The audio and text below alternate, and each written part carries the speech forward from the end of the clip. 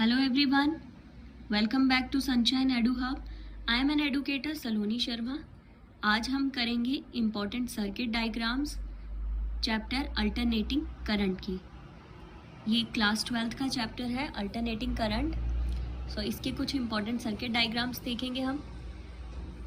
सबसे पहले हम AC circuit containing resistance only, इसकी सर्किट डायग्राम देख लेते हैं. ये हमने एक AC सर्किट ले लिया है जिसके साथ हमने एक रेजिस्टर को कनेक्ट किया है. जब भी हम एक AC सर्किट के साथ रेजिस्टर को कनेक्ट करते हैं तो हम देखते हैं जो अप्लाइड EMF होता है और जो करंट होता है उनका जो फेज़ है वो सेम रहता है. कोई भी फेज़ चेंज नहीं आता है जब भी हम क्या करते हैं किसी भी AC सर्किट के साथ रेजिस्टेंस लगाते हैं.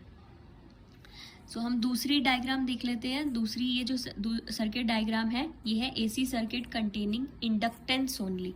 इस केस में हमने AC सर्किट के साथ क्या किया है, एक इंडक्टर को कनेक्ट किया है. This is the symbol for inductor and this is the symbol for resistor. तो यहाँ पे हमने एक इंडक्टर यूज़ किया है AC सर्किट के साथ. This is the AC source. हम इससे क्या करेंगे, एक EMF अप्लाई करेंगे इस सर्किट में. जैसे ही हम एक EMF इस सर्किट में अप्लाई करेंगे तो इसके अंदर एक करंट प्रोड्यूस होगा और ये जो करंट होगा, करंट और EMF इनका फेज़ जो होगा वो सेम नहीं होगा. ऐसा क्यों नहीं होगा, क्योंकि जो इंडक्टर होता है वो अल्टरनेटिंग करंट को ब्लॉक करता है. सो दैट्स वाई इस केस में जब भी हम AC सर्किट में इंडक्टेंस को लगाएंगे तो उस केस में जो अल्टरनेटिंग करंट है वो लैग करेगा और जो EMF होगा वो लीड करेगा. ठीक है, तो जैसे हमने यहाँ पे अप्लाइड EMF वो दिया है E is equals to E not sine omega T. तो इस केस में जो करंट की इक्वेशन आएगी वो आएगी I is equals to I not sine omega T minus pi upon 2.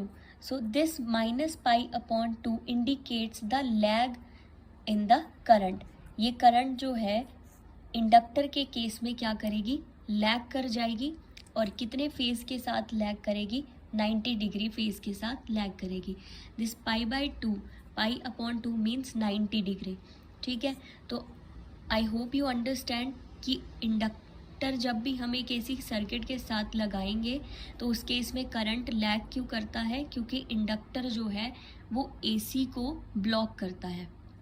Alternating current को वो क्या करने की कोशिश करेगा, ब्लॉक करने की कोशिश करेगा. सो हम थर्ड सर्किट डायग्राम देख लेते हैं. AC circuit containing capacitance only. This is the symbol for capacitor. यहाँ पे हमने क्या किया है, एक AC सोर्स के साथ एक कैपेसिटर को कनेक्ट किया है. अब हम इस AC सोर्स से एक अल्टरनेटिंग EMF जो है वो इस सर्किट में देंगे. जैसे ही हम एक अल्टरनेटिंग EMF इस सर्किट में देंगे तो इसके साथ साथ करंट भी इसमें प्रोड्यूस होगा. लेकिन कैपेसिटर जो है वो वोल्टेज को क्या करेगा, अल्टरनेटिंग EMF को ब्लॉक करेगा. सो दैट्स वाई इस केस में जो EMF होता है वो ब्लॉक लैग करता है और करंट जो है वो लीड करता है. तो जैसे ही हम यहाँ से एक EMF अप्लाई करेंगे तो EMF के लिए this is the wave equation E not sine omega T. जब हम ये एक अल्टरनेटिंग EMF इस सर्किट में अप्लाई करेंगे तो जो करंट है, करंट क्या करेगी, लीड करेगी. ठीक है, इस केस में करंट लैग की थी क्योंकि इंडक्टर जो था वो अल्टरनेटिंग करंट को ब्लॉक करता था. और इस केस में जो है करंट क्या करेगी, लीड करेगी, क्योंकि कैपेसिटर जो है वो अल्टरनेटिंग EMF को ब्लॉक करेगा.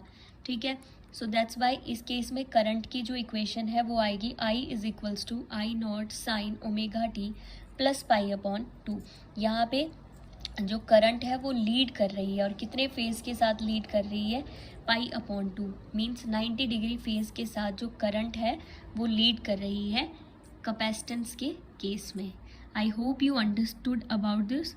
अगर फिर भी कोई डाउट होगा तो आप कमेंट करके पूछ सकते हैं. Thank you.